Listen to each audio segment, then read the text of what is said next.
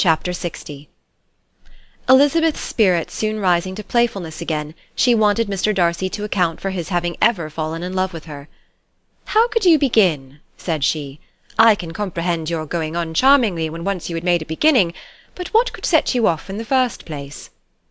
"I cannot fix on the hour, or the spot, or the look, or the words which laid the foundation. It is too long ago. I was in the middle before I knew that I had begun." "My beauty you had early withstood, and as for my manners, my behaviour to you was at least always bordering on the uncivil, and I never spoke to you without rather wishing to give you pain than not. Now be sincere. Did you admire me for my impertinence?" "For the liveliness of your mind, I did."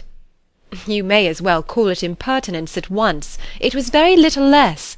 The fact is that you were sick of civility, of deference, of officious attention. You were disgusted with the women who were always speaking and looking and thinking for your approbation alone. I roused and interested you because I was so unlike them. Had you not been really amiable, you would have hated me for it, but in spite of the pains you took to disguise yourself, your feelings were always noble and just, and in your heart you thoroughly despised the persons who so assiduously courted you. There, I have saved you the trouble of accounting for it, and really, all things considered, I begin to think it perfectly reasonable. To be sure, you knew no actual good of me, but nobody thinks of that when they fall in love." "Was there no good in your affectionate behaviour to Jane while she was ill at Netherfield?" "Dearest Jane! Who could have done less for her? But make a virtue of it by all means. My good qualities are under your protection, and you are to exaggerate them as much as possible. And in return it belongs to me to find occasions for teasing and quarrelling with you as often as may be. And I shall begin directly by asking you what made you so unwilling to come to the point at last. What made you so shy of me when you first called, and afterwards dined here? Why, especially when you called, did you look as if you did not care about me?" "Because you were grave and silent, and gave me no encouragement." "But I was embarrassed." "And so was I." "You might have talked to me more when you came to dinner." "A man who had felt less might." "How unlucky that you should have a reasonable answer to give, and that I should be so reasonable as to admit it. But I wonder how long you would have gone on, if you had been left to yourself. I wonder when you would have spoken if I had not asked you. My resolution of thanking you for your kindness to Lydia had certainly great effect. Too much, I am afraid, for what becomes of the moral if our comfort springs from a breach of promise? For I ought not to have mentioned the subject. This will never do." "You need not distress yourself. The moral will be perfectly fair. Lady Catherine's unjustifiable endeavours to separate us were the means of removing all my doubts. I am not indebted for my present happiness to your eager desire of expressing your gratitude. I was not in a humour to wait for any opening of yours. My aunt's intelligence had given me hope, and I was determined at once to know everything." "Lady Catherine has been of infinite use, which ought to make her happy, for she loves to be of use. But tell me, what did you come down to Netherfield for? Was it merely to ride to Longbourn and be embarrassed, or had you intended any more serious consequence?" "My real purpose was to see you, and to judge, if I could, whether I might ever hope to make you love me. My avowed one, or what I avowed to myself, was to see whether your sister was still partial to Bingley, and if she were, to make the confession to him which I have since made." "Shall you ever have courage to announce to Lady Catherine what is to befall her?" "I am more likely to want more time than courage, Elizabeth, but it ought to be done, and if you will give me a sheet of paper, it shall be done directly." "And if I had not a letter to write myself, I might sit by you and admire the evenness of your writing, as another young lady once did. But I have an aunt too who must not be longer neglected." From an unwillingness to confess how much her intimacy with Mr. Darcy had been overrated, Elizabeth had never yet answered Mrs. Gardiner's long letter.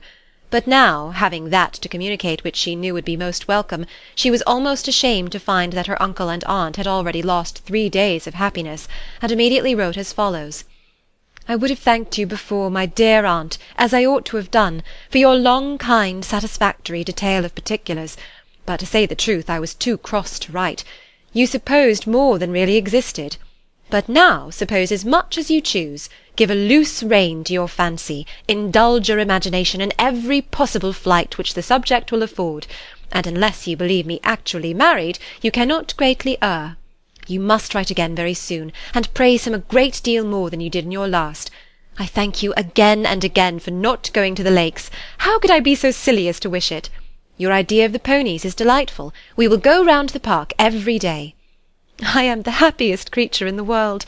Perhaps other people have said so before, but not one with such justice. I am happier even than Jane. She only smiles. I laugh. Mr. Darcy sends you all the love in the world that he can spare from me. You are all to come to Pemberley at Christmas. Yours, etc. Mr. Darcy's letter to Lady Catherine was in a different style, and still different from either was what Mr. Bennet sent to Mr. Collins in reply to his last. Dear Sir, I must trouble you once more for congratulations. Elizabeth will soon be the wife of Mr. Darcy. Console Lady Catherine as well as you can. But if I were you, I would stand by the nephew. He has more to give. Yours sincerely, etc. Miss Bingley's congratulations to her brother on his approaching marriage were all that was affectionate and insincere. She wrote even to Jane on the occasion, to express her delight, and repeat all her former professions of regard. Jane was not deceived, but she was affected, and though feeling no reliance on her, could not help writing her a much kinder answer than she knew was deserved. The joy which Miss Darcy expressed on receiving similar information was as sincere as her brother's in sending it. 4 sides of paper were insufficient to contain all her delight, and all her earnest desire of being loved by her sister. Before any answer could arrive from Mr. Collins, or any congratulations to Elizabeth from his wife, the Longbourn family heard that the Collinses were come themselves to Lucas Lodge. The reason of this sudden removal was soon evident. Lady Catherine had been rendered so exceedingly angry by the contents of her nephew's letter, that Charlotte, really rejoicing in the match, was anxious to get away till the storm was blown over. At such a moment the arrival of her friend was a sincere pleasure to Elizabeth, though in the course of their meeting she must sometimes think the pleasure dearly bought, when she saw Mr. Darcy exposed to all the parading and obsequious civility of her husband. He bore it, however, with admirable calmness. He could even listen to Sir William Lucas, when he complimented him on carrying away the brightest jewel of the country, and expressed his hopes of their all meeting frequently at St. James's, with very decent composure. If he did shrug his shoulders, it was not till Sir William was out of sight. Mrs. Phillips's vulgarity was another, and perhaps a greater tax on his forbearance, and though Mrs. Phillips, as well as her sister, stood in too much awe of him to speak with the familiarity which Bingley's good humour encouraged, yet whenever she did speak, she must be vulgar. Nor was her respect for him, though it made her more quiet, at all likely to make her more elegant. Elizabeth did all she could to shield him from the frequent notice of either, and was ever anxious to keep him to herself, and to those of her family with whom he might converse without mortification, and though the uncomfortable feelings arising from all this took from the season of courtship much of its pleasure, it added to the hope of the future, and she looked forward with delight to the time when they should be removed from society so little pleasing to either, to all the comfort and elegance of their family party at Pemberley. End of chapter 60.